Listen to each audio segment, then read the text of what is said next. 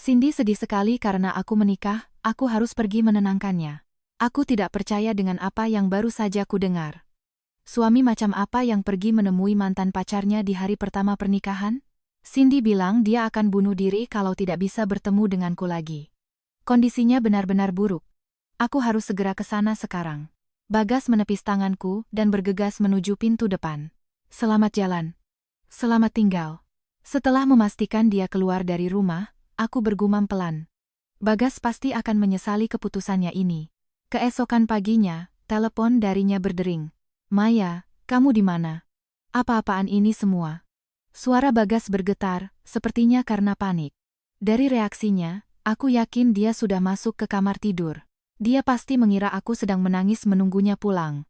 Aku sudah tidak punya perasaan apa-apa lagi padamu. Aku tidak akan pernah kembali ke rumah itu. Begitu aku mengucapkannya, aku bisa mendengar Bagas menahan napas. Sepertinya, inilah saatnya untuk memberitahunya semua kebenaran. Namaku Mayasari, 30 tahun. Saat ini, aku bekerja sebagai apoteker di sebuah apotek besar.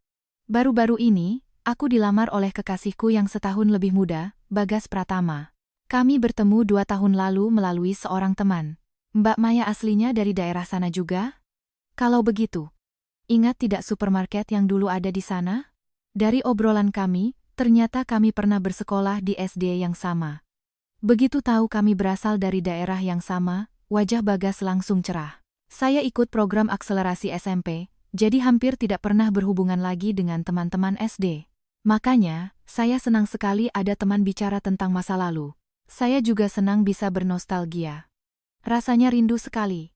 Meskipun baru pertama kali bertemu, kami langsung akrab. Bagas mengajakku makan berdua beberapa hari kemudian. Walaupun baru kenal sebentar, jarak di antara kami mencair dengan cepat. Entah kenapa, aku merasa sangat nyambung berbicara dengannya. Saya jadi ingat, Mbak Maya waktu SD pernah menang lomba mengarang, ya? Kalau dipikir-pikir, sepertinya memang begitu. Pantas saja saya seperti pernah dengar nama Mbak. Dari dulu pasti sudah rajin dan pintar, ya. Aku sedikit tersipu, tetapi tidak bisa menahan senyum. Perlahan, aku mulai jatuh hati pada Bagas yang sopan dan baik hati. Rupanya Bagas juga menyukaiku. 6 bulan setelah pertemuan pertama, dia menyatakan perasaannya dan kami pun resmi berpacaran. Liburan nanti kita jalan-jalan, yuk. Maya mau kemana? Kemanapun akan aku antar. Bagas adalah tipe pacar idaman yang sempurna. Setelah berpacaran pun, dia tetap baik dan selalu perhatian padaku. Namun, dia memiliki rasa minder soal pendapatan. Maaf ya, penghasilanku tidak sebesar Maya. Setiap kali makan kita jadi patungan. Apa yang kamu bicarakan? Kita kan makan berdua, wajar kalau bayar masing-masing. Jangan dipikirkan. Setiap kali di restoran aku mengeluarkan dompet, wajahnya langsung terlihat bersalah. Sepertinya dia merasa tidak enak jika perempuan yang membayar. Bagas bekerja sebagai sales di sebuah perusahaan produsen alat tulis kantor, ATK. Namun, kinerjanya tidak begitu baik dan gajinya di bawah rata-rata. Aku sendiri tidak terlalu memedulikan soal penghasilan. Selama dia bekerja keras, itu sudah cukup bagiku. Meski begitu, agar tidak melukai harga dirinya, terkadang aku membiarkannya membayar lebih dulu, lalu memberikan separuh uangnya setelah kami keluar dari restoran. Ini, setengahnya dariku. Makasih ya, Maya. Aku akan bekerja lebih keras lagi biar bisa menghasilkan lebih banyak. Melihat semangatnya, aku yakin dia akan baik-baik saja. Suatu hari, aku memberitahu kakak laki-lakiku bahwa aku sedang menjalin hubungan. Aku ingin Mas Bima ketemu sama Bagas. Oh ya? Selamat ya. Tentu saja Mas mau ketemu. Wah, jadi deg-degan nih. Kedua orang tuaku sudah meninggal, dan keluargaku satu-satunya adalah Mas Bima. Meskipun kami tinggal terpisah, kami rutin berkomunikasi. Aku ingin sekali mengenalkan Bagas padanya.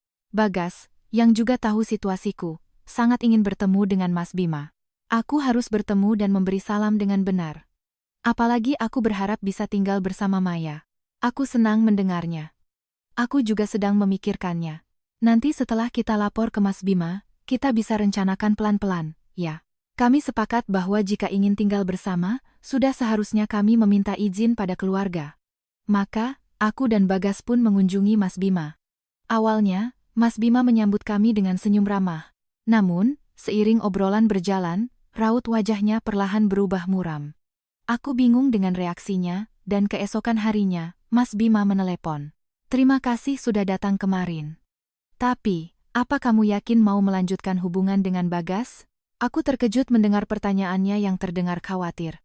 Aku pikir Mas Bima akan langsung menyukainya. Memangnya ada yang aneh, Mas? Mungkin saja tanpa kusadari, Bagas telah mengatakan sesuatu yang tidak sopan. Aku bertanya, dan Mas Bima menjawab dengan nada ragu. Dia kelihatannya orang baik. Tapi rasanya terlalu basa-basi. Semua yang Mas katakan, dia iyakan saja, kan? Mungkin dia hanya mencoba membaca situasi, tapi kesannya jadi tidak tulus. Aku mengerti maksudnya. Memang benar, kemarin Bagas selalu mengangguk setuju pada setiap perkataan Mas Bima. Saya juga suka memancing, loh. Kapan-kapan saya mau sekali ikut dengan Mas. Dia bilang suka memancing padahal tidak punya pengalaman, dan mengajak Mas Bima yang suka minum alkohol untuk minum bersama padahal dia tidak kuat minum. Mas Bima pasti menyadari bahwa itu semua tidak tulus. Kalau terus begitu, dia bisa kehilangan kepercayaan dari orang-orang di sekitarnya. Apa Bagas memang selalu seperti itu? Gumam Mas Bima cemas. Aku mengerti kekhawatiran Mas. Tapi mungkin dia hanya gugup saja. Biasanya dia tidak seperti itu, kok. Bagas hanya tidak ingin membuat Mas Bima tidak senang. Aku mencoba membelanya dan meminta Mas Bima memahami perasaannya. Begitu, ya. Kalau kamu sudah berkata begitu, Mas percaya. Maaf ya, sudah membuatmu khawatir. Kalian jadikan tinggal bersama? Jaga hubungan kalian baik-baik, ya. Akhirnya, Mas Bima merestui hubungan kami. Aku juga langsung memberitahunya saat Bagas melamarku. Maya, selamat ya. Nanti ajak Bagas ke sini lagi. Tentu, Mas. Nanti kami akan datang lagi untuk memohon restu pernikahan secara resmi. Aku sedikit khawatir Bagas akan bersikap basa-basi lagi saat pertemuan nanti, tapi setidaknya sekarang Mas Bima sudah tahu sifatnya. Aku juga berencana untuk mengingatkan Bagas sebelumnya. Pasti akan baik-baik saja. Setelah dilamar, aku juga bertemu dengan calon mertuaku. Untungnya, mereka berdua orang yang sangat baik, membuatku lega. Saat itu, aku berada di puncak kebahagiaan menjelang pernikahan. Kami pun mulai mempersiapkan pernikahan kami. Awalnya, kami berencana untuk tidak mengadakan resepsi dan hanya melakukan foto pranikah. Namun, calon mertuaku berharap kami mengadakan resepsi. Kami tidak akan memaksa kalau kalian tidak mau. Tapi kalau jadi, biayanya akan kami tanggung. Bagi mereka, Bagas adalah putra satu-satunya yang sangat berharga. Aku bisa memahami keinginan mereka untuk melihat hari bahagia putra mereka. Aku sendiri bukannya tidak mau mengadakan resepsi. Keputusan untuk hanya melakukan foto pranikah kuambil karena Bagas merasa minder dengan penghasilannya dan aku tidak ingin menambah bebannya. Kalau ayah dan ibu yang bayar, ayo kita adakan resepsi. Aku juga ingin semua orang melihat Maya memakai gaun pengantin. Begitu tahu dia tidak perlu mengeluarkan uang, Bagas langsung bersemangat. Aku juga senang jika bisa membuat calon mertuaku bahagia. Mas Bima pun pasti akan setuju. Jadilah kami memutuskan untuk mengadakan resepsi pernikahan. Namun, suatu hari, Bagas mulai sering absen dari pertemuan persiapan pernikahan. Dia ikut mempersiapkan segala sesuatunya sampai tahap pemilihan gedung. Tapi setelah itu, urusan seperti catering dan konsep acara, semuanya dia serahkan padaku. Minggu depan aku ada pekerjaan yang tidak bisa ditinggal. Maya kan orangnya teliti, pasti bisa mengurus pertemuan sendiri. Tunggu dulu. Pertemuan ini kan sudah dijadwalkan dari jauh-jauh hari. Aku mengerti kalau ada pekerjaan mendadak, tapi ini sudah yang keberapa kalinya? Alasannya selalu pekerjaan. Kantor Bagas pada dasarnya libur di hari Sabtu dan Minggu. Kerja di hari libur paling hanya sekali atau 2 kali sebulan. Tapi belakangan ini, dia hampir setiap akhir pekan tidak di rumah. Kenapa tiba-tiba jadi sibuk begini? Ini kan bukan akhir tahun anggaran. Aneh sekali. Maaf, ya. Aku juga tidak mau begini. Tolong mengerti, Maya. Bagas menunduk dan meminta maaf. Meskipun aku tahu aku tidak bisa berbuat apa-apa, rasa kesalku terus menumpuk. Suatu hari, calon ibu mertuaku menelepon. Dia menawarkan bantuan jika ada yang bisa dia lakukan untuk persiapan pernikahan. Aku pun memberanikan diri untuk curhat tentang Bagas yang tidak pernah ikut pertemuan. Saya mengerti dia sibuk, tapi kalau setiap kali semuanya diserahkan pada saya jadi kewalahan. Maya, maafkan Bagas, ya. Mungkin karena kamu orang yang bisa diandalkan, dia jadi seenaknya. Nanti akan ibu ingatkan dia. Rupanya, ibu mertuaku langsung menegurnya. Malam itu, saat Bagas pulang, wajahnya cemberut. Maya, keterlaluan sekali kamu mengadu pada ibu. Kamu kan tahu aku sedang banyak pekerjaan, kenapa masih mengeluh? Dia terus-terusan berdalih bahwa itu semua karena pekerjaan dan memaksakan kehendaknya. Aku bukannya ingin egois. Aku hanya ingin penjelasan kenapa jadwal kerja di hari liburnya mendadak jadi padat. Pekerjaanmu selalu muncul mendadak tepat di hari kita, ada janji pertemuan, kan? Akhir pekan lainnya kamu ada di rumah. Apa itu tidak aneh? Itu hanya kebetulan. Dan pekerjaannya selalu diputuskan mendadak. Pernah juga kan, begitu tahu ada jadwal pertemuan, kamu langsung bilang ada pekerjaan.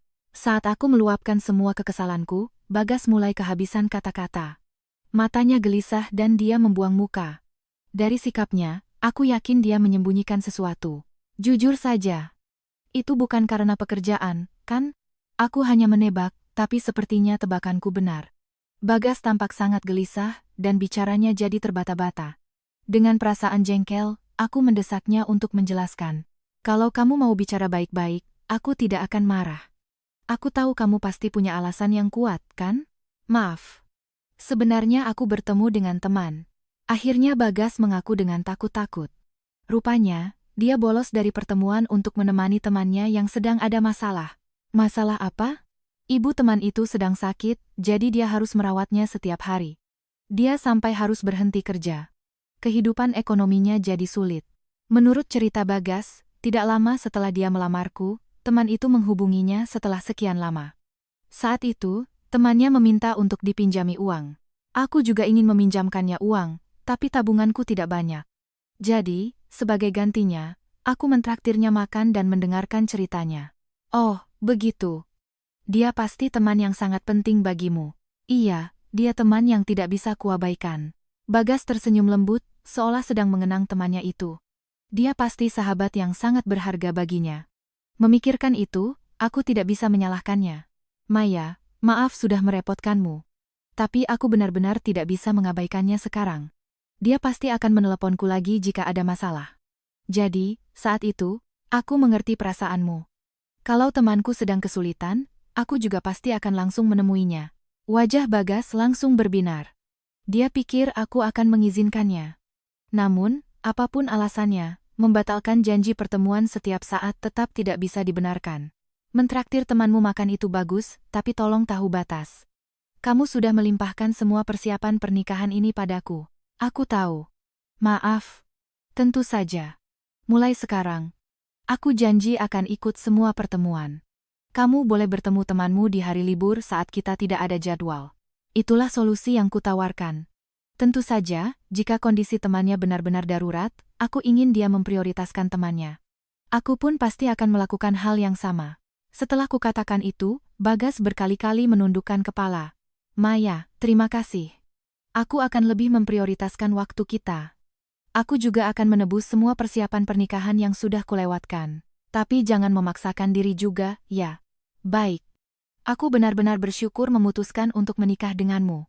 Melihat senyumnya, aku merasa telah mengambil keputusan yang tepat. Sejak saat itu, Bagas mulai ikut pertemuan persiapan pernikahan sambil sesekali menemui temannya. Namun, sebulan kemudian, aku mendengar kabar yang tidak bisa kupercaya dari Mas Bima. Apa? Bagas jalan dengan seorang perempuan. Rupanya, Mas Bima melihat Bagas di sebuah pusat perbelanjaan. Saat itu, ada seorang perempuan muda di sampingnya. Usianya sepertinya tidak jauh berbeda. Aku tidak bisa lihat dengan jelas karena jaraknya jauh, tapi sepertinya mereka bergandengan tangan. Tidak mungkin. Bagas. Jangan-jangan Mas salah lihat? Karena hari itu, pada hari yang dilihat Mas Bima, Bagas seharusnya sedang menemui teman yang diceritakannya. Lalu, kenapa dia bersama seorang perempuan? Merasa curiga, aku menceritakan semuanya pada Mas Bima. Berarti teman yang dia maksud itu seorang perempuan, kan? Tapi, aku hendak menyangkal, tapi kemudian tersadar. Kalau dipikir-pikir, Bagas tidak pernah menyebutkan jenis kelamin temannya. Aku hanya berasumsi sendiri bahwa temannya itu laki-laki. Aku harus menanyakannya langsung pada Bagas. Mas, terima kasih informasinya. Aku akan coba tanya langsung pada Bagas. Aku mengucapkan terima kasih pada Mas Bima dan menutup telepon. Sore harinya, saat Bagas pulang kerja, aku langsung menanyainya. Sayang, akhir pekan kemarin kamu pergi menemui temanmu, kan? Iya, memangnya kenapa? Dia memiringkan kepala, tidak mengerti maksud pertanyaanku. Sikapnya itu justru membuatku semakin curiga. Temanmu itu perempuan, ya? Kalian terlihat jalan bersama di mall. Hah? Kok kamu? Cindy. Dia keceplosan menyebut nama temannya, lalu buru-buru menutup mulut dengan tangan. Aku pernah mendengar nama itu sebelumnya. Cindy. Jangan-jangan. Dulu, di awal hubungan kami, Bagas pernah salah memanggilku dengan nama Cindy. Cindy itu siapa? Bukan siapa-siapa, kok. Jangan-jangan kamu selingkuh, ya? Menyebut nama pacarmu yang lain? Aku tidak selingkuh. Itu nama mantan pacarku. Maaf, waktu itu aku hanya bercanda, tapi Bagas terlihat canggung dan akhirnya mengaku. Cindy adalah pacarnya sebelum kami berpacaran. Aku sudah lama putus dengannya. Jadi tenang saja. Pacarku sekarang hanya Maya. Bagas meyakinkanku saat itu. Tapi ternyata, dia masih bertemu dengan Cindy. Tanganku terkepal menahan emosi. Apa maksudmu? Kamu berbohong bilang dia temanmu, padahal kamu bertemu dengan mantan pacarmu? Bukan begitu. Dia memang mantanku, tapi sekarang kami hanya berteman. Aku tidak bohong. Aku hanya menemaninya sebagai teman untuk curhat, itu saja. Bagas mencoba menjelaskan dengan panik. Mantan pacarnya itu bernama Cindy, sekarang berusia 26 tahun. Seperti yang kudengar sebelumnya, dia sedang sibuk merawat ibunya dan tidak bekerja. Hidupnya sulit, dan dia harus merawat ibunya sepanjang hari. Cindy sedang dalam masa yang sangat berat. Aku tidak bisa menolak permintaannya untuk bertemu. Bagas bersikeras bahwa Cindy hanyalah seorang teman. Tapi faktanya, mereka pernah berpacaran. Bertemu diam-diam dengan mantan di belakang tunangan, itu tidak bisa dimaafkan. Jadi, bagimu Cindy lebih penting daripada aku. Kalau kamu begitu ingin menolongnya, lebih baik kita putus saja. Menikah saja dengan Cindy. Aku memutuskan untuk membatalkan pertunangan dan akan memberitahukan hal ini kepada calon mertuaku. Namun, Bagas menolak dengan wajah pucat pasi. Tunggu, Maya. Yang benar-benar aku cintai itu kamu. Aku dan Cindy hanya mengobrol, tidak selingkuh. Percayalah padaku. Bagaimana aku bisa percaya? Kalau memang tidak selingkuh, kenapa tidak bilang dari awal kalau kamu pergi menemui mantanmu? Kamu diam-diam saja, itu artinya kamu tidak mau aku tahu, kan? Aku takut Maya akan marah kalau tahu temanku itu Cindy. Makanya aku tidak bisa bilang. Maaf. Seharusnya aku jujur dari awal. Dia menunduk dalam-dalam dan terus meminta maaf. Dia juga berjanji, tidak akan pernah bertemu Cindy lagi. Kalau Maya tidak suka, aku akan putus hubungan dengannya. Aku memang khawatir padanya, tapi yang paling penting bagiku adalah Maya. Jadi kumohon, jangan batalkan pertunangan kita. Mata Bagas berkaca-kaca. Sepertinya dia benar-benar menyesal. Kamu janji tidak akan bertemu Cindy lagi? Tentu saja. Kalau dia menghubungiku lagi, aku tidak akan menemuinya. Baiklah. Kalau begitu, telepon dia sekarang di depanku. Hah? Bagas membelalakan mata mendengar perkataanku. Dia pasti kaget dengan permintaanku yang tidak terduga. Telepon Cindy? Kenapa? Aku tidak akan tenang sebelum kamu bilang langsung padanya bahwa kalian tidak akan bertemu lagi. Atau jangan-jangan kamu masih berencana menemuinya diam-diam. Bukan begitu. Aku benar-benar menyesal. Kalau itu yang Maya mau, aku akan telepon Cindy sekarang juga. Bagas segera mengambil ponselnya dan menelepon Cindy. Maaf, tiba-tiba menelepon. Dia menjelaskan situasinya dan mengatakan bahwa mereka tidak bisa bertemu lagi. Cindy sepertinya memprotes, tapi Bagas tidak memedulikannya dan langsung menutup telepon. Aku sudah bilang padanya. Sekarang kamu percaya padaku, kan? Untuk kali ini, aku akan memaafkanmu. Tapi kalau sekali lagi kamu ketahuan bertemu dengannya, aku akan benar-benar membatalkan pertunangan ini. Tentu. Aku tidak akan bertemu dengannya lagi. Mulai sekarang, aku akan lebih menghargaimu, Maya. Dia menatapku lurus dan mengangguk berkali-kali. Meskipun keraguanku belum sepenuhnya hilang, aku memutuskan untuk mempercayainya. Aku juga memberitahu Mas Bima tentang hal ini. Begitu, ya. Kalau itu keputusanmu, Mas tidak akan menentang. Tapi Mas masih khawatir. Apa Bagas benar-benar akan menepati janjinya? Mas Bima tampak cemas dan menyarankan agar kami menunda pernikahan. Perkataannya mungkin ada benarnya.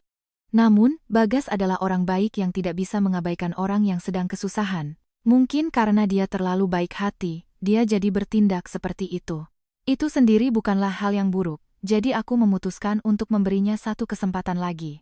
Baiklah, Mas mengerti. Kalau ada apa-apa lagi, jangan sungkan cerita pada Mas.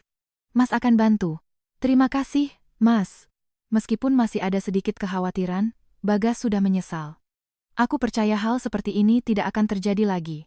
2 bulan kemudian, hari pernikahan kami pun tiba. Mas Bima menatapku dalam balutan gaun pengantin dengan mata berkaca-kaca. Maya, selamat ya. Kamu cantik sekali. Ayah dan ibu di surga pasti ikut bahagia. Terima kasih, Mas. Calon mertuaku menangis haru sepanjang acara. Bagas melihat mereka dan wajahnya memerah karena malu. Keluarga, teman-teman, dan rekan kerja hadir, menciptakan momen yang sangat membahagiakan. Namun, di antara para tamu, aku melihat seorang perempuan yang tidak kukenal. Dia sepertinya tamu dari pihak mempelai pria dan terus menatap Bagas dengan tajam. Aku pikir dia rekan kerjanya, tapi tatapannya terasa terlalu intens. Saat jeda acara, aku bertanya pada Mas Bima. Mas, ingat tidak wajah mantan pacar Bagas yang Mas lihat di mal waktu itu? Apa itu orangnya? Aku melirik ke arah perempuan itu, agar tidak ketahuan olehnya dan Bagas. Mas Bima membelalakan matanya. Sepertinya iya. Tapi kenapa dia ada di sini? Bukankah Bagas sudah janji tidak akan bertemu dengannya lagi? Seharusnya begitu. Ternyata, Bagas mengundang mantannya ke pernikahan kami. Aku ingin sekali langsung mengonfrontasinya, tapi ada banyak tamu di sini. Aku tidak bisa membuat keributan di depan mereka. Aku berpura-pura sedang mengobrol dengan teman sambil diam-diam mengawasi Bagas dan Cindy. Tak lama, Cindy dengan santai mendekati Bagas. Aku berpura-pura tidak melihat sambil memasang telinga. Bagas, selamat ya. Aku datang untuk memberimu selamat. Wajah Bagas menegang. Kenapa kamu di sini? Cindy tidak peduli dan terus berbicara. Kamu kan yang mengundang. Aku sudah datang, seharusnya kamu berterima kasih. Maaf. Terima kasih. Tapi bukankah sudah kubilang jangan datang hari ini? Aku mengerti perasaan istrimu. Wajar kalau dia cemas. Aku kan lebih muda dan lebih cantik darinya. Aku bisa mendengar suara tawanya yang sinis. Bagas tampak berkeringat dan panik. Dia pasti tidak ingin aku melihatnya bersama Cindy. Dia buru-buru mengakhiri pembicaraan dan beralih ke teman-temannya yang lain. Cindy menatapnya dengan kesal, lalu berjalan ke arahku. Mbak Maya, selamat ya. Maaf, Anda siapa? Loh, Mbak tidak tahu. Saya Cindy, temannya Bagas. Mbak pasti sudah dengar cerita tentang saya, kan? Dia tersenyum licik. Dia pasti tahu bahwa gara-gara dia, Bagas dicurigai selingkuh. Tapi dia sama sekali tidak menunjukkan rasa bersalah. Bagas bilang, dia ingin sekali membantuku, tapi takut dimarahi istrinya. Mbak Maya orangnya picik, ya. Berani sekali kamu datang ke sini. Bagas sudah bilang padamu kan, dia tidak akan menemuimu lagi. Waktu itu, Bagas sudah mengundangku ke pernikahannya. Aku sudah konfirmasi akan datang, masa tidak jadi datang? Kan kasihan kalian berdua. Rupanya, Bagas sudah mengirimkan undangan sebelum dia ketahuan bertemu dengan Cindy. Dia mengundang Cindy sebagai teman. Bagas memang aneh karena mengundang mantannya, tapi Cindy yang nekat datang juga tidak waras. Aku sudah lama ingin bertemu Mbak Maya. Aku penasaran, perempuan seperti apa yang dinikahi Bagas. Ternyata biasa saja, ya. Cindy menatapku dari atas ke bawah, lalu tertawa mengejek. Bagas sepertinya buru-buru menikah, ya? Padahal bisa dapat yang lebih baik. Kamu datang ke sini hanya untuk mengatakan itu? Jangan marah, dong. Cuma bercanda. Selamat ya, sudah bisa menikah dengan Bagas. Dia kan baik sekali, apapun masalahnya, kapanpun dan dimanapun, dia pasti akan datang menolong. Dia tersenyum penuh kemenangan. Jelas sekali dia sedang merendahkanku. Mbak Maya juga merasa Bagas itu orang yang baik, kan? Tentu saja. Terlalu baik, malah. Bagas memang baik pada Mbak Maya, tapi jangan salah paham. Nomor satunya tetap aku. Bagas itu selalu ada di pihakku. Setelah selesai bicara, Cindy tersenyum puas dan pergi. Mungkin dia datang untuk memberiku peringatan. Dia tetap hadir di acara sampai selesai. Begitu acara usai, aku langsung menginterogasi Bagas. Bagas, apa maksud semua ini? Kamu melanggar janjimu. Kenapa Cindy ada di sini? Maya, tenang dulu. Aku sudah bilang padanya untuk tidak datang. Tapi dia tetap datang. Masalahnya bukan itu. Mengundangnya saja sudah salah. Meskipun kamu bilang dia teman, kenyataannya dia itu mantanmu. Dia memang mantanku, tapi bagiku dia sudah seperti teman biasa. Dia menunduk dan bergumam memberikan alasan. Aku tidak bisa mendengarnya dengan jelas, tapi sepertinya dia ingin mengatakan bahwa dia tidak melanggar janji. Aku tidak pernah bertemu Cindy sekalipun sampai hari ini. Makanya aku tidak bisa mencegahnya datang. Maaf. Tolong maafkan aku. Aku janji tidak akan pernah bertemu dengannya lagi. Kalau begitu, seharusnya kamu bilang padaku, kalau kamu sudah terlanjur mengundangnya. Kenapa kamu tidak memberitahuku? Aku pikir. Maya pasti akan marah lagi. Dia membuang muka dengan canggung. Mendengar alasannya yang kekanak-kanakan, aku hanya bisa memegang kepala. Menyadari aku sudah sangat jengkel, dia berkata, aku benar-benar minta maaf. Mulai sekarang, aku akan jujur. Aku tidak akan menyembunyikan apapun lagi dari Maya. Tolong, jangan bilang pada ayah dan ibu, ya. Bagas panik dan memohon pengampunanku. Jika calon mertuaku tahu dia mengundang mantannya ke pernikahan, mereka pasti akan sangat marah. Mereka berdua, tidak seperti Bagas, adalah orang-orang yang punya akal sehat. Mereka pasti akan setuju denganku. Bagas tahu itu, makanya dia tidak ingin mereka tahu. Aku sadar, aku sudah melakukan hal yang salah pada Maya. Aku janji akan berubah, jadi, baiklah. Aku tidak akan bilang pada ayah dan ibu untuk saat ini. Aku juga tidak mau melibatkan mereka dalam pertengkaran kita. Maya, terima kasih. Aku tahu kamu pasti akan mengerti. Dia menggenggam tanganku erat. Mulai sekarang, sebagai suami, aku akan membahagiakanmu, Maya, jadi tenang saja, aku tidak akan mengkhianatimu lagi. Bagas mencoba merayuku dengan kata-kata manis. Dia mungkin berpikir aku begitu mencintainya. Tapi melihat senyumnya, aku tidak merasakan apa-apa. Keputusanku untuk tidak memberitahu mertuaku punya alasan tersendiri, dan itu bukan untuknya. Namun, aku menyembunyikan perasaanku yang sebenarnya dan membiarkannya untuk sementara waktu. Hari kerja aku bekerja, hari libur aku bersantai di rumah. Jika dilihat sekilas, sepertinya dia tidak bertemu dengan Cindy. Tapi aku terus mencurigainya karena sebuah fakta yang kudengar. 1,5 bulan setelah pernikahan, kami akhirnya akan mendaftarkan pernikahan kami secara resmi. Sejak awal, kami sudah memutuskan untuk mendaftarkannya pada hari Natal, sesuai keinginan Bagas. Aku orangnya pelupa, jadi aku ingin mendaftarkan pernikahan di tanggal yang mudah diingat. Tapi ulang tahun kita berdua baru saja lewat, kalau menunggu tahun depan kelamaan. Kalau begitu, kita daftarkan pas Natal saja. Romantis, kan? Aku setuju dengan usulnya, dan kami memutuskan untuk mendaftarkan pernikahan pada tanggal 25 Desember. Kami berdua sudah mengambil cuti. Namun, pagi itu, Bagas terburu-buru bersiap-siap. Pagi-pagi begini mau kemana? Hari ini kan kita cuti. Maya, maaf. Aku harus pergi kerja sebentar, tolong daftarkan pernikahan kita, ya? Dia bilang ada pekerjaan mendadak. Melihatnya meminta maaf dengan wajah bersalah, aku merasakan keanehan. Suasananya sama seperti saat dia membatalkan janji pertemuan dulu. Jangan-jangan. Kamu mau ke tempat Cindy, kan? Aku tidak pernah bertemu dengannya sejak hari pernikahan. Aku sudah janji tidak akan bertemu lagi, kan? Bagas bersikeras bahwa dia akan pergi bekerja, lalu meninggalkan rumah. Mau tidak mau, aku harus mendaftarkan pernikahan kami sendirian. Malam harinya, Maya, maaf ya untuk hari ini. Ini, kue sebagai permintaan maafku. Bagas pulang membawa sekotak kecil kue. Dia membelinya di toko dalam perjalanan pulang kerja. Sepertinya dia merasa bersalah. Jangan marah lagi, ya. Terima kasih. Nanti kita makan setelah makan malam. Aku meletakkan kotak kue di kulkas dan memanaskan lauk untuk makan malam. Saat kami sedang makan, ponsel Bagas berdering. Dia dengan santai merogoh sakunya dan memeriksa layar. Maaf, ada telepon.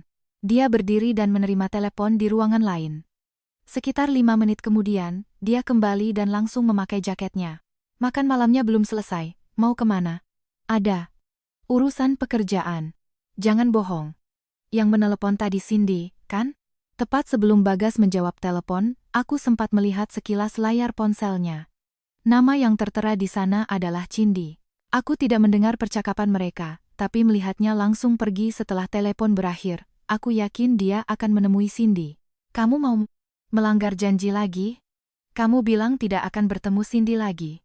Ini adalah malam pertama kami sebagai suami istri. Suami macam apa yang pergi menemui mantannya di hari seperti ini?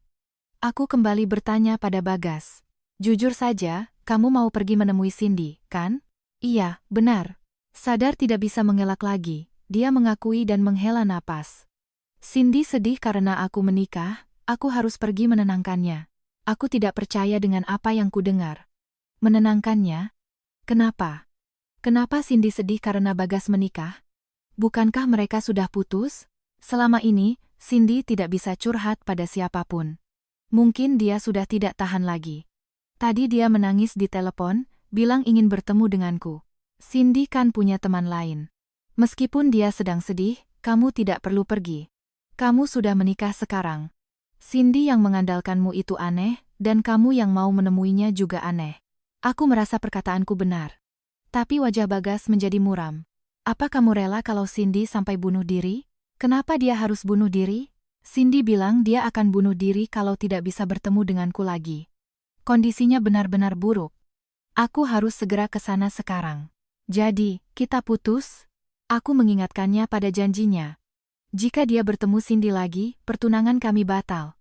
Tapi dia menggelengkan kepala. Apa yang kamu bicarakan? Kita kan sudah menikah. Kita tidak akan bercerai hanya karena masalah ini. Aku hanya pergi untuk melihat keadaannya.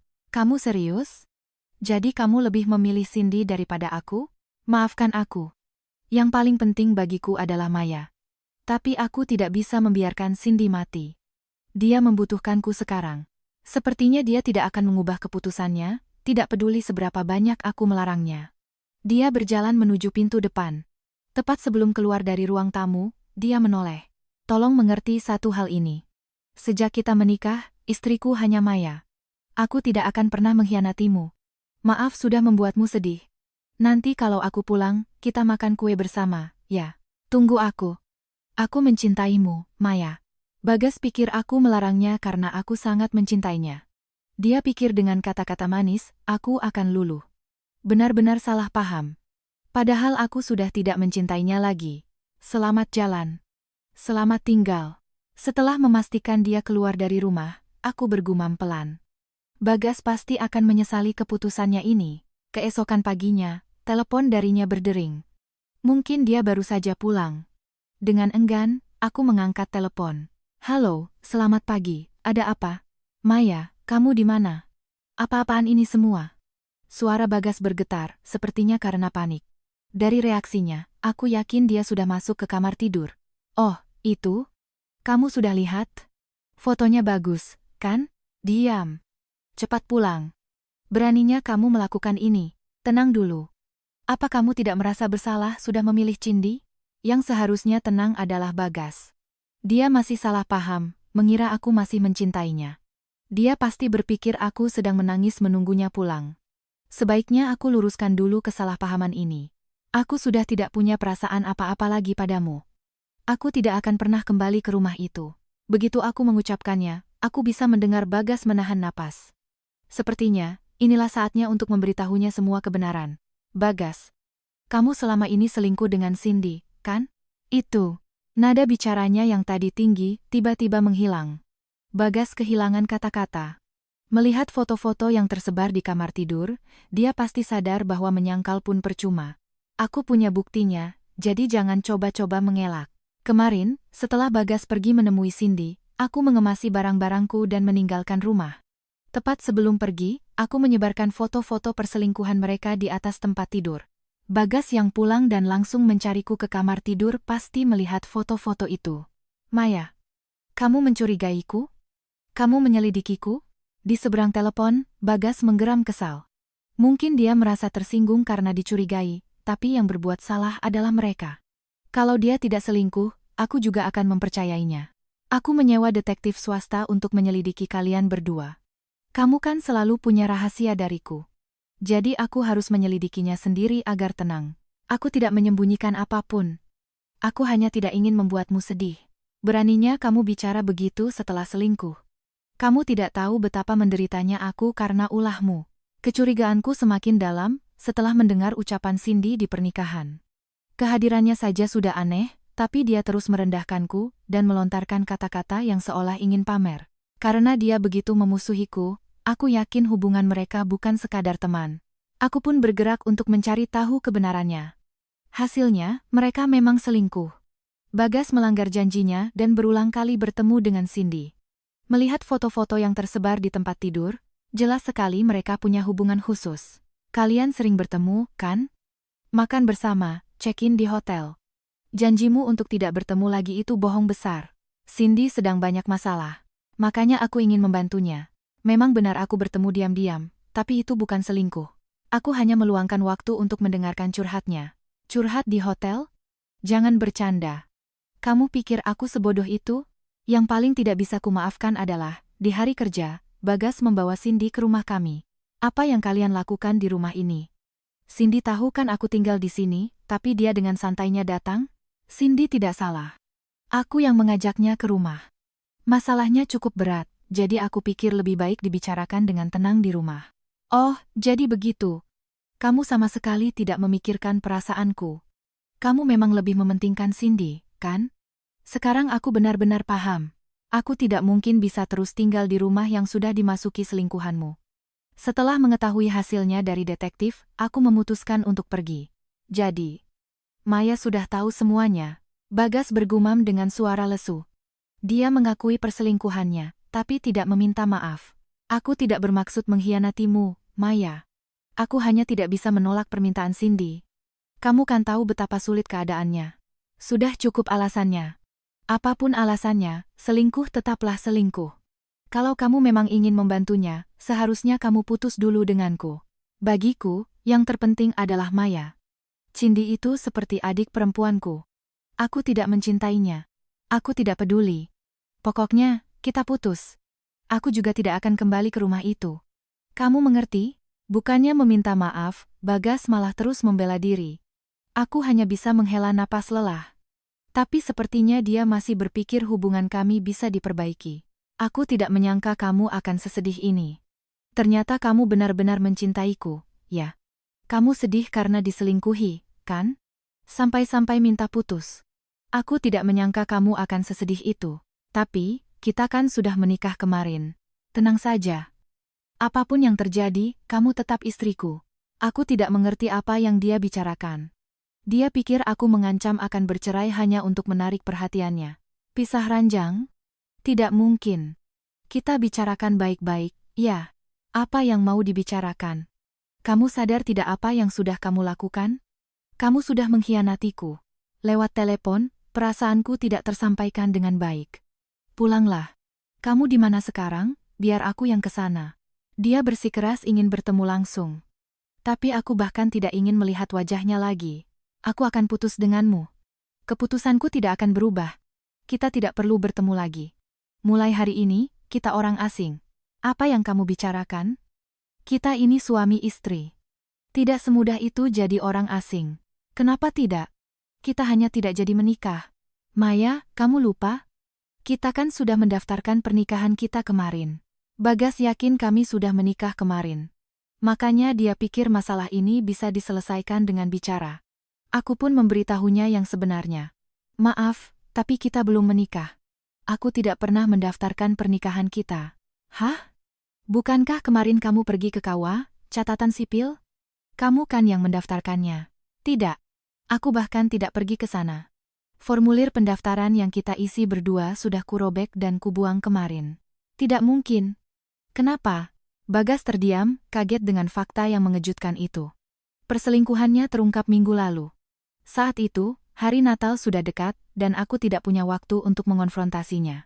Jadi, aku memutuskan untuk pura-pura akan mendaftarkan pernikahan. Kebetulan, Bagas menyuruhku pergi sendiri ke kantor catatan sipil. Pas sekali kamu tidak bisa pergi ke sana. Aku tidak berbohong padamu, kan? Kemarin aku bilang aku mengambil cuti untuk mendaftarkan pernikahan. Aku memang mengambil cuti. Tapi untuk urusan lain. Lagi pula, kamu juga berbohong, kan? Kamu tidak pergi ke kantor kemarin. Begitu kutanya, suaranya langsung meninggi. Apa maksudmu? Aku tidak bohong. Kemarin aku bekerja. Percuma mengelak. Kamu pergi menemui Cindy, kan? Tidak, itu. Bagas tidak bisa menemukan alasan yang pas. Dia terdiam. Kemarin. Dia bilang ada pekerjaan mendadak. Aku yakin dia akan pergi menemui Cindy, jadi aku diam-diam mengikutinya. Bagas pergi ke arah yang berlawanan dari kantornya dan mengunjungi rumah Cindy. Dari sana, mereka pergi ke hotel bersama. Benar, kan? Karena tidak bisa menyangkal atau membenarkan, Bagas hanya diam. Aku mengirimkan sebuah gambar padanya lewat ponsel. Bagas terkejut. Ini foto kemarin. Kalian berdua masuk ke hotel. Terekam dengan jelas, kan? Sekarang kamu mau mengaku? Kemarin, mereka berdua tidak sadar aku mengikuti, dan dengan santainya masuk ke hotel. Aku mengabadikan momen krusial itu. Bagas akhirnya terpaksa mengaku, maaf. Cindy memaksa ingin bertemu, jadi terpaksa aku menemuinya. Tapi aku sudah janji, setelah menikah, aku tidak akan bertemu lagi.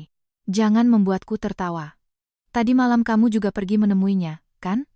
Kamu pikir kita sudah mendaftarkan pernikahan, yang artinya kamu bertemu Cindy padahal sudah menikah. Janjimu kalau itu yang terakhir kali hanya omong kosong.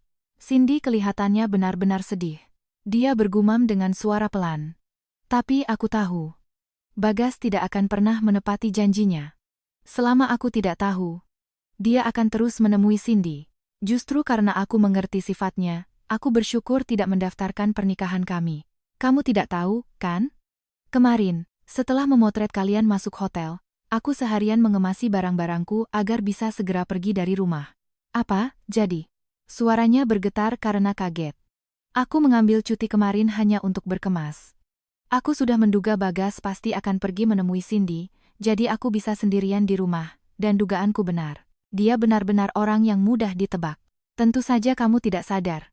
Setelah putus dengan Cindy dan pulang, kamu langsung pergi menemuinya lagi. Kardus-kardus barangku ada di kamar tidur, tapi kamu pasti tidak melihatnya, kan? Tadi malam, Bagas meninggalkan rumah sebelum makan malam selesai. Waktu yang dihabiskannya di rumah mungkin hanya sekitar 20 menit. Dia bahkan tidak sadar barang-barangku sudah berkurang dari ruang tamu. Kenapa kamu tidak bilang? Kalau aku tahu perasaanmu, aku tidak akan pergi ke tempat Cindy. Kalaupun kemarin kamu tidak pergi menemuinya, aku tetap akan memilih putus. Justru aku bersyukur kamu tidak sadar. Berkat itu, aku bisa memindahkan barang-barangku dengan lancar. Jika dia sedikit saja mencurigaiku, dia mungkin akan buru-buru pulang tadi malam. Aku terselamatkan oleh ketidakpekaannya. Mendengar itu, suara Bagas terdengar putus asa. Maya, kamu serius mau putus denganku? Aku hanya ingin menikah denganmu. Maya, aku tidak bisa menolak Cindy karena kasihan padanya. Lalu bagaimana kalau dia memintamu untuk menikahinya? Kamu juga tidak akan bisa menolak, kan? Dia tidak bisa langsung menyangkal. Sepertinya dugaanku benar. Bagas menghabiskan hampir sepanjang hari kemarin bersama Cindy. Dia pasti sangat menyukainya. Kalau begitu, lebih baik menikah saja dengannya. Aku memang pernah berpikir kebaikan Bagas itu menarik. Tapi karena terlalu baik, dia lebih memprioritaskan Cindy dan mengabaikanku. Aku tidak akan bahagia jika menjadi istrinya. Pernikahan kita batal. Aku akan putus denganmu. Dan aku akan menuntut ganti rugi dari kalian berdua. Ganti rugi? Tunggu dulu. Kita kan tidak jadi menikah. Jadi tidak ada ganti rugi. Kita sudah bertunangan, jadi kamu harus membayar ganti rugi. Kamu sudah mengkhianati dan menyakitiku. Kamu harus menebus dosamu. Di seberang telepon, aku bisa mendengar Bagas menahan napas. Dia pasti tidak menyangka masalahnya akan jadi sebesar ini. Tiba-tiba dia bergumam. Anu, uang sewa rumah ini, apa Maya yang akan bayar? Kenapa? Aku sudah bilang tidak akan kembali ke rumah itu. Kalau kamu mau terus tinggal di sana, kamu yang harus bayar. Tidak mungkin. Aku tidak punya uang sebanyak itu. Setidaknya, tolong berikan uang untuk biaya hidup bulan depan. Bagas memohon dengan takut-takut. Sepertinya dia benar-benar kesulitan keuangan. Karena penghasilanku lebih besar, sebagian besar biaya hidup memang aku yang menanggung. Mulai sekarang, semua itu akan menjadi tanggungannya. Ditambah lagi harus membayar ganti rugi, dia pasti tidak akan sanggup. Maya, tolong maafkan aku. Aku tidak bisa membayar ganti rugi. Kamu kan orang baik, pasti akan menolongku, kan? Suaranya bergetar, sepertinya dia menangis. Kita bertemu, ya? Aku ingin minta maaf, langsung sambil menatap wajahmu. Aku benar-benar menyesal sudah menyakitimu. Maafkan aku sudah mengkhianatimu. Tapi sekarang, permintaan maafnya tidak berarti apa-apa bagiku. Aku sudah lelah mempercayainya. Semua perkataannya terdengar seperti kebohongan. Sudah cukup. Soal ganti rugi, aku akan menuntutmu melalui pengacara. Tunggu, Maya. Aku tidak mau kita berakhir seperti ini. Setidaknya, aku mengabaikan permohonannya dan menutup telepon. Lalu aku memblokir nomornya. Aku tidak akan pernah berbicara dengannya lagi. Maya, aku menoleh dan melihat Mas Bima tersenyum. Untuk sementara, sampai aku menemukan tempat tinggal baru, aku akan tinggal di rumahnya. Keputusanku untuk menyelidiki Bagas juga atas saran Mas Bima. Kalau kamu merasa ada yang aneh, lebih baik selidiki dengan benar. Kalau sudah menikah nanti, urusannya akan lebih rumit. Atas sarannya, aku menyewa detektif. Setelah perselingkuhannya terungkap, Mas Bima menyarankanku untuk putus dan menawarkan rumahnya sebagai tempat tinggal sementara. Tidak usah khawatir soal tempat tinggal. Saat seperti ini, keluarga harus saling membantu. Yang penting sekarang adalah secepatnya menjauh dari Bagas. Terima kasih, Mas. Seharusnya aku lebih cepat mencurigai Bagas. Mas sudah khawatir dari dulu. Mas Bima sudah mencurigai Bagas sejak awal. Seharusnya aku mendengarkan perkataannya dengan lebih serius. Tapi Mas Bima menggelengkan kepala. Kamu tidak salah. Yang salah adalah Bagas yang selingkuh. Untung saja kebenarannya terungkap sebelum kalian resmi menikah. Iya, benar juga. Aku sangat berterima kasih pada Mas Bima yang sudah membantuku. Aku harus membalas kebaikannya. Setelah itu, aku berkonsultasi dengan pengacara untuk proses tuntutan ganti rugi. 2 minggu setelah putus dengan Bagas. Maya, apa benar kalian batal menikah? Aku menerima telepon dari calon ayah mertuaku. Rupanya mereka sudah mendengar ceritanya dari Bagas. Tapi mereka tidak terima dengan alasan pembatalan pertunangan itu. Kami dengar kamu tiba-tiba pergi dari rumah dan secara sepihak memutuskan hubungan. Tapi kami tidak percaya kamu orang yang seperti itu. Bagas menyembunyikan perselingkuhannya dan hanya mengatakan bahwa aku yang tiba-tiba membatalkan pertunangan. Calon mertuaku ragu dengan cerita itu dan memutuskan untuk bertanya langsung padaku. Menjelaskan lewat telepon bisa saja, tapi akan lebih cepat jika aku menunjukkan buktinya. Apalagi, aku merasa bersalah pada mereka yang sudah membiayai pernikahan kami. Saya akan ke sana sekali. Aku memutuskan untuk bertemu mereka dan menjelaskan alasannya secara langsung.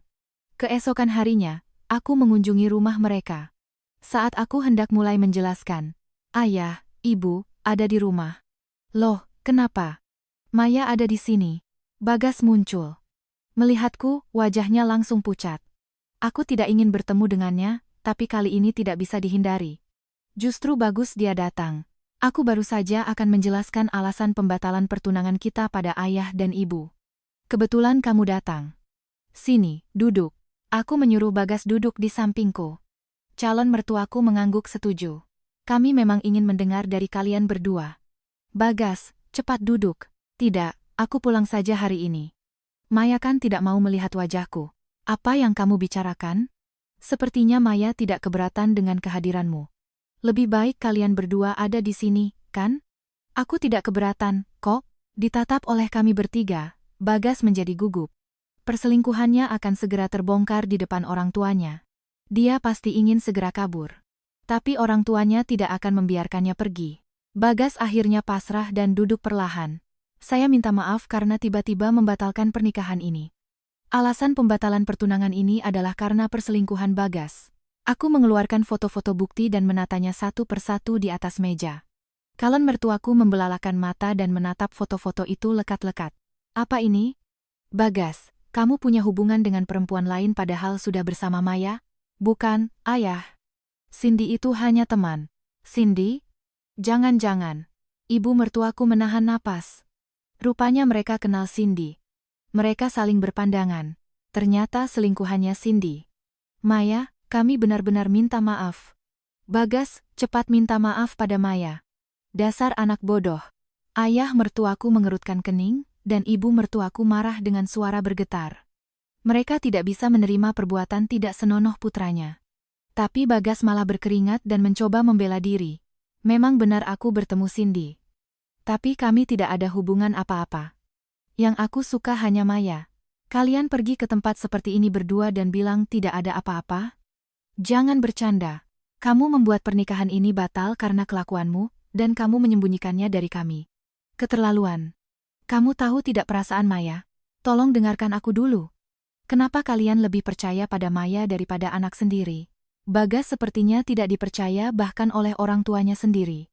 Ditegur keras oleh mereka, matanya gelisah. Aku menatapnya dan berkata, Bagas, kamu sedang diskors dari kantor, kan? Kamu sering bertemu Cindy karena punya banyak waktu luang. Kamu menemuinya diam-diam dariku, kan? Diskors? Bagas, apa itu benar? Tidak. Maya tahu soal itu? Dia pikir aku tidak tahu. Padahal setelah menyewa detektif, aku tahu segalanya tentang Bagas. Sebenarnya, Bagas sudah diskors dari kantor sejak bulan lalu. Rupanya dia mencuri aset kantor dan menjualnya di marketplace. Apa? Apa itu benar? Selain selingkuh, kamu juga mencuri? Ibu mertuaku ternganga kaget, dan ayah mertuaku memegang kepalanya. Sekarang kamu sedang menunggu keputusan sanksi, kan? Seharusnya kamu tidak punya waktu untuk bermain-main dengan selingkuhanmu. Kamu bisa kehilangan pekerjaanmu, Bagas. Tunggu, Maya, kenapa kamu tahu soal itu? Aku tahu kamu tahu aku tidak ke kantor. Tapi tahu sampai soal mencuri aset itu aneh sekali. Aku mengerti kenapa Bagas heran. Dia berpura-pura berangkat kerja setiap hari padahal sedang diskors. Dia pasti kaget karena rahasianya terbongkar. Apa detektif swasta menyelidiki sampai sejauh itu? Tidak. Soal masalahmu di kantor, aku sudah mendengarnya sebelumnya. Makanya aku curiga padamu. Sebenarnya, setelah pernikahan, seorang teman kami meneleponku. Dia terus bertanya apakah Bagas baik-baik saja dan tampak khawatir dengan kami. Merasa aneh, aku menanyakan situasinya, dan dia memberitahuku bahwa Bagas sedang diskors karena masalah di kantor. Tapi kamu setiap hari berangkat kerja. Aneh, kan? Makanya aku memutuskan untuk menyelidiki kemana kamu pergi. Hasilnya, dia setiap hari bertemu dengan Cindy. Tapi setelah perselingkuhannya terbukti, muncul pertanyaan lain. Katanya Cindy berhenti kerja untuk merawat ibunya sepanjang hari. Kenapa dia punya waktu untuk bertemu denganmu? Selama itu, ibunya bagaimana? Saat bertemu Bagas, Cindy tentu saja sendirian. Ibunya tidak ada di sampingnya. Kalau begitu, artinya Cindy meninggalkan ibunya yang butuh perawatan sendirian di rumah. Bagas pun seharusnya merasa aneh. Dia menjawab dengan ragu-ragu. Aku yang menyarankan padanya untuk menyewa perawat. Kalau tidak, aku khawatir Cindy juga akan jatuh sakit. Menurut Bagas, selama perawat merawat ibunya, dia dan Cindy menghabiskan waktu berdua. Tapi Cindy kan tidak bekerja. Dia membayar perawat dengan tabungannya? Tidak, itu. Jawab yang jelas. Percuma menyembunyikan apapun sekarang. Ayah mertuaku mendesak Bagas yang tergagap. Dia sepertinya tahu kebiasaan putranya yang suka diam jika terpojok. Cindy yang tidak bekerja, bagaimana bisa menyewa perawat? Didesak oleh ayahnya, Bagas menjawab dengan enggan. Aku yang membayarnya. Apa? Jadi kamu membiayai selingkuhanmu? Bukan. Aku hanya ingin membantu Cindy. Aku memberikan sedikit uang setiap bulan untuk membantunya. Rupanya, dia mencuri dan menjual aset kantor untuk memberikan uang pada Cindy. Katanya aku yang terpenting, tapi sepertinya dia sudah tergila-gila pada Cindy. Keterlaluan. Sebagian besar biaya hidup aku yang menanggung, dan kamu malah membantu Cindy.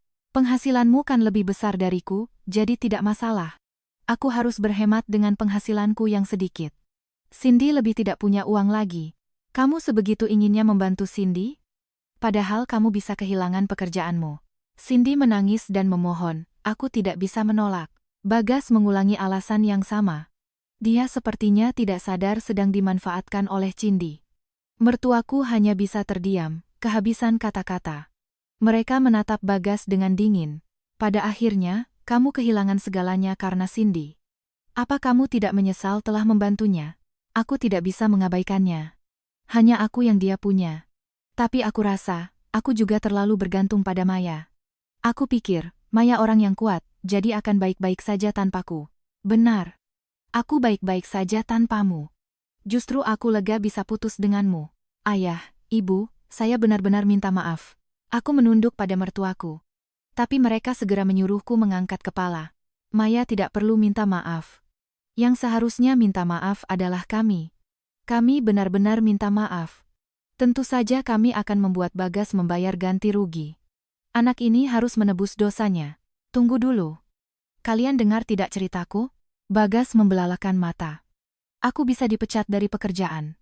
Kalaupun bisa kembali, kemungkinan besar akan dimutasi atau diturunkan gaji. Aku tidak bisa membayar ganti rugi. Makanya aku datang ke sini, aku tidak mengerti. Kenapa kamu menemui kami kalau tidak bisa membayar ganti rugi? Pikirkan sedikit, aku mau pinjam uang ganti rugi dari Maya, dan biaya hidup untuk sementara. Dia berharap orang tuanya akan membelanya. Makanya dia datang ke rumah mereka untuk meminjam uang. Aku juga harus membantu Cindy. Aku sedang kesulitan sekali. Aku hanya bisa mengandalkan ayah dan ibu. Tolong, pinjamkan aku uang. Bagas bersujud di lantai. Karena mereka sudah membiayai pernikahan, dia pikir mereka akan memberikan uang, tapi ayahnya mengerutkan kening. Jangan bercanda. Kami tidak punya uang untuk dipinjamkan padamu. Uang yang kami berikan padamu juga tidak akan kembali. Tidak mungkin. Aku janji akan mengembalikan semuanya. Sebelum meminjamkan uang, kamu juga harus mengembalikan biaya pernikahan. Bagas terkejut mendengar perkataan ibunya. Dia tidak menyangka akan ditagih uang oleh orang tuanya sendiri. Dia tersenyum kaku. Jangan bercanda, Bu. Pernikahan itu kan karena kalian yang ingin. Aneh kalau menagihnya padaku. Kalau kamu tidak selingkuh, kami juga tidak akan meminta pengembalian. Kami sudah siap mengeluarkan berapapun untuk hari bahagia kalian. Tapi pernikahan ini batal karena kesalahanmu. Kami hanya ingin memberkati pernikahan Bagas dan Maya. Jadi kami mengeluarkan uang. Tapi karena tidak jadi menikah, sudah sewajarnya kamu mengembalikannya.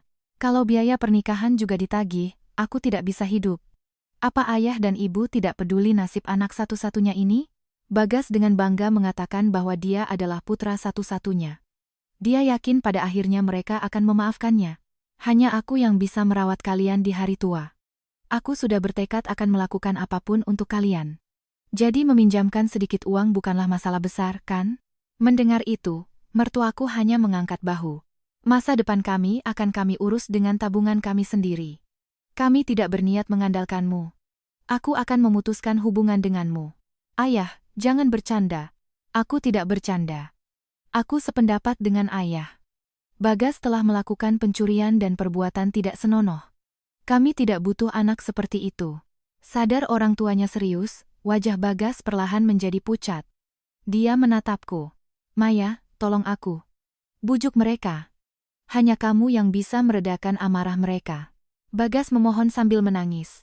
Aku mengabaikannya. Ngomong-ngomong, ayah dan ibu kenal dengan Cindy, ya? Apa pernah bertemu saat mereka berpacaran dulu? Iya, dia pernah datang ke rumah ini. Kalau Maya tidak keberatan, kita panggil dia ke sini. Dia juga harus minta maaf. Cindy tidak ada hubungannya dengan ini. Jangan libatkan dia. Bagas panik. Apa ada masalah jika Cindy dipanggil ke sini? Aku penasaran dengan alasannya, jadi aku setuju untuk bertemu Cindy. Tolong panggil Cindy. Sampai kapan Maya mau? Bagas, berikan ponselmu. Ayah mertuaku meminta dengan nada yang tidak bisa dibantah.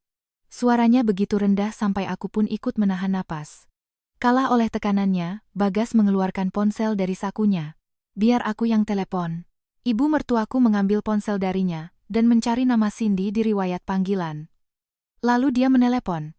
Halo, Cindy? Ini ibunya Bagas. Bisa datang ke rumah kami sekarang? Hah? Kenapa, Tante? Awalnya dia terdengar curiga. Tapi begitu diberitahu bahwa mertuaku ingin bertemu, suaranya langsung ceria. Jangan-jangan Tante dan Om akhirnya merestui pernikahan kami? Aku segera ke sana. Dia langsung bersemangat dan telepon pun terputus. Kembalikan ponselku. Tidak boleh. Sampai Cindy datang, ponsel ini aku yang pegang. Ayah mertuaku mengambil ponsel dari tangan ibu mertuaku dan menyembunyikannya di belakang punggung agar Bagas tidak bisa mengambilnya. Mungkin Bagas ingin mengirim pesan pada Cindy agar tidak datang. Ayahnya sepertinya sudah membaca pikirannya. Bagas terdiam dengan canggung. Suasananya tidak nyaman, dan dia terus gelisah sampai Cindy tiba. Sekitar 30 menit kemudian. Permisi. Ah, Bagas. Cindy masuk ke rumah dengan senyum lebar. Dia sangat gembira dan langsung duduk di samping Bagas. Tapi dia menatapku dengan tajam. Kenapa Mbak Maya ada di sini? Kalian kan sudah batal menikah. Jangan-jangan mau balikan sama Bagas, ya? Mengabaikan ucapan Cindy, ayah mertuaku membuka suara. Cindy, apa benar kamu selingkuh dengan Bagas? Selingkuh? Bagas kan sebenarnya suka sama saya. Kalau Tante dan Om tidak menentang, kami pasti sudah menikah sekarang. Dia tanpa rasa bersalah mencoba merangkul lengan Bagas. Melihat itu, ibu mertuaku menatap tajam. Bagas, jadi kamu membohongi kami, ya? Kamu bilang sudah putus dengan Cindy. Seharusnya waktu itu kami lebih tegas. Ibu mertuaku menggigit bibir dengan kesal. Rupanya, Bagas dan Cindy dulu pernah berencana menikah. Mereka juga sudah bertemu dengan mertuaku. Tapi mertuaku menentang keras pernikahan mereka. Cindy dari dulu sampai sekarang tidak berubah, ya? Berbohong soal keluarga sakit. Bukan bohong. Dulu juga sudah kujelaskan, kan? Dulu? Maksudnya? Begitu kutanya, mertuaku menunduk. Waktu dia datang untuk minta restu pernikahan, Cindy bilang ayahnya sakit, makanya keuangan keluarga mereka sulit. Karena tunangan Bagas sedang kesusahan, kami ingin membantunya. Kami memberikan sedikit uang. Tapi setelah itu, terungkap bahwa cerita Cindy bohong besar. Di dekat sini, ada teman sekelas Cindy. Ibunya yang memberitahu kami. Ayah Cindy sudah meninggal sejak dia SMP. Mengetahui fakta itu, mertuaku langsung mengonfrontasi Cindy. Tapi dia hanya menangis dan memberikan alasan yang tidak masuk akal. Tante dan om baik sekali, jadi aku jadi ingin dimanja. Aku tidak bermaksud jahat. Bagas membelanya. Cindy kan tidak punya ayah, jadi dia tidak tahu cara bermanja. Dia hanya berbohong sedikit, tidak perlu semarah itu. Dia bilang Cindy tidak bermaksud jahat dan meminta mereka memaafkannya. Tapi mertuaku sudah terlanjur memberikan uang. Mereka bilang akan melupakan masalah itu asalkan uangnya dikembalikan. Tapi Cindy menolak. Cindy bilang uang yang kami berikan sudah habis dan tidak bisa dikembalikan. Dia juga bilang tidak berniat membayarnya kembali. Tentu saja kami tidak bisa mempercayai orang seperti itu. Jadi kami bilang, kalau uangnya tidak dikembalikan, kami tidak akan merestui pernikahan mereka. Mertuaku mengenang masa itu dengan wajah muram. Mereka sepertinya punya kesan buruk pada Cindy. Makanya mereka sangat kaget saat tahu selingkuhan Bagas adalah dia. Bagas, kamu tidak hanya mengkhianati Maya, tapi juga kami. Waktu itu kamu bilang sudah putus dengan Cindy. Ayah mertuaku mengerutkan kening. Bagas membuang muka. Iya, memang benar kami putus. Tapi dia kadang-kadang masih menghubungiku. Lalu waktu aku melamar Maya, dia minta ditemani curhat. Oh, jadi kalian masih terus berkomunikasi. Artinya, setelah putus pun kamu masih memperhatikannya. Sekarang sudah begini, aku jujur saja. Aku tidak benar-benar suka pada Maya. Aku hanya memikirkan pernikahan karena penghasilannya besar. Bagas, kamu. Ayah mertuaku berdiri karena marah dan mendekati Bagas. Sepertinya dia hampir memukulnya. Ayah, tenang. Jika ibu mertuaku tidak menghentikannya, dia mungkin sudah memukul Bagas. Aku sudah menduganya, jadi tidak terlalu kaget. Kamu menikahiku karena ingin memberikan uang pada Cindy. Kamu pikir enak karena biaya hidup ditanggung olehku. Benar. Dengan penghasilanku saja, aku tidak bisa membuat hidup Cindy nyaman. Apalagi ayah dan ibu menentang, jadi kami tidak bisa menikah. Makanya, aku harus mendukung Cindy meskipun diam-diam. Bagas, kamu baik sekali. Berkat kamu, aku sekarang sangat bahagia. Tante dan om pasti sudah mengerti, kan? Yang dia cintai itu aku. Jadi, kapan kalian akan merestui pernikahan kami? Cindy tersenyum dan saling pandang dengan Bagas. Bagas juga tersenyum genit. Mereka memang pasangan yang serasi. Mereka mau menikah atau tidak, itu bukan urusanku lagi. Tapi aku harus membongkar kebohongan Cindy. Ayah dan ibu sepertinya sudah sadar, tapi Bagas sepertinya masih tertipu. Ibu Cindy sehat-sehat saja. Jangan bicara yang tidak-tidak. Aku memberikan uang untuk menyewa perawat. Iya kan, Cindy? Bagas bertanya pada Cindy tanpa ragu. Dia mengangguk. Mbak Maya, iri ya karena Bagas direbut? Tapi jangan coba-coba merusak hubungan kami. Sama saja seperti dulu. Kamu pikir kalau bilang keluarga sakit, orang-orang akan membantumu. Cindy yang berbohong memang salah, tapi Bagas yang tertipu juga aneh. Mertuaku menghela napas panjang. Mereka tidak mempercayai Cindy. Karena pernah ditipu sekali, mereka curiga dengan ceritanya. Sementara itu, aku punya bukti bahwa Cindy berbohong. Bagas, setelah melihat foto ini, apa kamu masih percaya ibunya sakit? Aku mengeluarkan sebuah foto dari tasku. Di dalamnya ada seorang perempuan berusia 50-an. Dia sedang bekerja sebagai kasir di sebuah supermarket. Melihat foto itu, Bagas bergumam. Ini kan ibunya Cindy? Hasil penyelidikan detektif swasta menunjukkan bahwa Ibu Cindy masih sehat dan bekerja. Bahkan, karena Cindy tidak bekerja, ibunya yang menanggung biaya hidup keluarga. Cindy, tolong jelaskan. Kenapa ibu yang sakit bisa bekerja di supermarket? Katanya ibumu sedang tidak enak badan dan tidak bisa ditemui. Itu juga bohong? Kamu pasti punya alasan, kan? Bagas tidak mau percaya dia telah ditipu dan menatap Cindy dengan memohon. Mendengar pertanyaannya, suara Cindy bergetar. Maafkan aku. Aku berbohong karena ingin bertemu denganmu. Aku pikir kalau aku bilang punya masalah, kamu akan menemaniku. Bohong. Kamu hanya memanfaatkan Bagas. Kamu menipunya karena butuh uang, kan? Bukan. Kamu diam saja. Dia marah dan wajahnya memerah. Karena tebakanku benar, dia tidak mau aku mengatakan hal-hal yang tidak perlu lagi.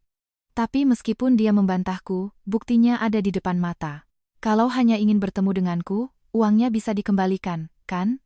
Ibumu bekerja, berarti kalian tidak kesulitan keuangan. Meskipun begitu, sekarang aku sedang sulit. Aku dituntut ganti rugi dan biaya pernikahan, dan pekerjaanku juga bisa hilang. Mendengar perkataan Bagas, Cindy terkejut. Dia tidak tahu Bagas sedang diskors. Dipecat? Bukankah kamu kerja dari rumah, jadi tidak perlu ke kantor? Jangan-jangan kamu selama ini libur? Bagas bilang dia bekerja dari rumah agar bisa sering bertemu dengannya. Dan Cindy percaya begitu saja. Mereka berdua saling membohongi.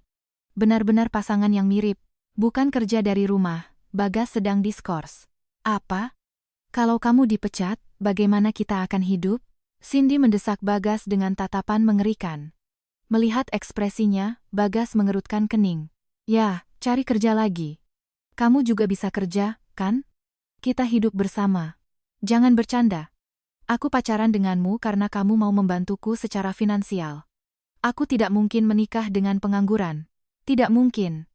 Aku sampai menjual aset kantor untuk memberikan uang padamu. Akhirnya mengetahui sifat asli Cindy, tubuh Bagas bergetar. Dia benar-benar percaya pada cerita Cindy. Dia bukan orang baik, tapi hanya orang bodoh. Mertuaku mendengarkan pertengkaran mereka dengan jengkel. Bagas, kamu ditipu oleh Cindy. Kamu juga berbohong. Kalian berdua sama saja. Kalau begitu, kembalikan semua uang yang sudah kuberikan. Kalau ibumu tidak sakit, berarti kamu tidak menyewa perawat, kan? Bagas menatap Cindy dengan marah. Tapi Cindy hanya tertawa mengejek. Tidak mau. Uangnya sudah habis. Kamu kan memberikan uang itu dengan ikhlas. Jangan banyak mengeluh. Aku membantumu karena kamu sedang kesulitan. Cicil sedikit demi sedikit. Sudah kubilang tidak bisa. Mereka berdua mulai bertengkar hebat, tidak memedulikan kami. Ayah mertuaku membentak mereka. Kalau mau bertengkar, keluar dari sini. Maaf, Ayah. Tapi aku benar-benar hanya ditipu oleh Cindy. Ayah dengarkan tadi? Cindy itu jahat sekali. Dia mengambil uangku, dan sekarang saat aku kesulitan, dia tidak mau membantuku. Lalu kenapa? Kamu yang melanjutkan hubungan dengannya meskipun kami menentang. Jangan harap kami akan membantumu sekarang. Ayahmu benar. Lagi pula, kami akan memutuskan hubungan denganmu. Kami tidak mau ikut campur dalam masalah ini. Mata orang tuanya dingin. Bagas terduduk lemas. Dia kembali menatapku, tapi tentu saja aku tidak akan membantunya. Ganti ruginya harus kamu bayar. Aku tidak peduli pekerjaanmu bagaimana atau kamu punya uang atau tidak. Maya, aku ini korban. Sedikit saja berempati padaku. Kamu yang mengkhianatiku dan membantu Cindy atas kemauanmu sendiri, kan? Dan Cindy, kamu juga harus membayar ganti rugi. Sudah kubilang aku tidak punya uang. Cindy berteriak marah. Tapi dia tidak punya hak untuk menolak. Aku sudah mengirimkan surat somasi ke rumahmu. Mungkin hari ini atau besok akan sampai. Ibumu mungkin akan membacanya. Tunggu. Kalau ibu tahu, aku bisa diusir dari rumah. Kalau dia tahu kamu sudah menikah dan aku tidak sakit. Wajah Cindy pucat pasi. Aku sakit, apa maksudmu? Bagas memiringkan kepala dengan bingung. Tapi detik berikutnya, ekspresinya berubah. Jangan-jangan. Kamu juga berbohong pada ibumu? Aku bilang pada ibu, aku sedang merawat Bagas yang sakit. Makanya aku tidak punya waktu untuk bekerja. Berbohong pada keluarga sendiri. Keterlaluan. Mau bagaimana lagi? Aku kan tidak mau bekerja. Cindy menatap ibu mertuaku dengan tajam. Dia merangkak ke kakiku. Mbak Maya, maafkan aku. Aku akan kembalikan Bagas. Aku akan putus dengannya. Tolong, jangan bilang pada ibuku. Cindy memohon dengan wajah hampir menangis. Tapi aku tidak berniat memberitahu ibunya tentang perselingkuhannya. Hanya saja, karena Cindy tinggal di rumah orang tuanya, ada kemungkinan ibunya akan tahu. Sudah terlambat. Surat somasinya sudah kukirim. Lagi pula, aku tidak butuh Bagas, jadi dikembalikan pun aku tidak mau. Tidak perlu bicara seperti itu. Cindy sudah bilang begitu. Kita balikan. Ya, aku tidak akan mengkhianatimu lagi. Ganti ruginya saja sudah cukup. Jangan pernah muncul di hadapanku lagi seumur hidupmu. Begitu kutolak dengan tegas, Bagas menangis. Dia akhirnya sadar bahwa memohon pun percuma. Urusanku sudah selesai, jadi aku pamit dulu. Aku sedikit menunduk pada mertuaku dan berjalan menuju pintu. Mereka berdua berulang kali meminta maaf. Kami benar-benar minta maaf. Kami akan pastikan dia membayar ganti ruginya. Maya, maafkan kami. Kamu pasti akan bertemu dengan orang yang lebih baik. Ayah, ibu, terima kasih untuk semuanya. Betapa bahagianya jika aku bisa menjadi keluarga mereka. Dari dalam rumah, terdengar suara tangisan Bagas dan Cindy, tapi aku mengabaikannya dan meninggalkan rumah itu. Setelah itu, Bagas dan Cindy membayar ganti rugi dengan lancar. Bagas dipecat dari pekerjaannya, dituntut ganti rugi oleh perusahaan, dan ditagih biaya pernikahan oleh orang tuanya. Dia membayar semuanya dengan berutang, dan sekarang sedang dikejar-kejar cicilan. Rumah yang dulu kami tinggali bersama, tidak bisa dipertahankannya lagi. Sekarang, ku dengar Bagas tinggal di sebuah kos-kosan kumuh sambil bekerja serabutan. Ditinggalkan oleh orang tuanya, dia tidak punya siapa-siapa lagi. Cindy juga putus dengannya. Kebohongan dan perselingkuhannya terbongkar oleh ibunya, dan dia diusir dari rumah. Ganti ruginya dibayar lunas sekaligus, tapi ku dengar dia mendekati laki-laki beristri lain dan kembali dituntut ganti rugi. Ada kabar dia sekarang bekerja di dunia malam. Entah benar atau tidak. Tapi yang pasti, hidup mereka berdua akan sulit. Sementara itu, aku pindah ke apartemen baru dan memulai hidup baru. Aku masih rutin bertemu dengan Mas Bima. Bagaimana? Sudah terbiasa dengan rumah barumu? Kalau ada yang kamu butuhkan, bilang saja. Nanti Mas belikan sebagai hadiah pindahan. Apa-apaan, Mas? Yang seharusnya berterima kasih itu aku. Kalau Mas ada yang diinginkan, bilang saja, ya. Tanpa Mas Bima, mungkin aku tidak bisa putus dengan Bagas semulus ini. Aku benar-benar berterima kasih padanya. Beberapa hari yang lalu, Mas Bima bilang ada seseorang yang ingin dia kenalkan padaku. Mas ingin kamu bertemu dengannya. Mas serius ingin menikahinya. Wah, selamat ya, Mas. Aku tidak sabar bertemu dengannya. Pilihan Mas Bima pasti orang yang baik. Melihat senyum bahagia Mas Bima, aku pun ikut tersenyum. Aku akan mencari kebahagiaanku sendiri, pelan-pelan.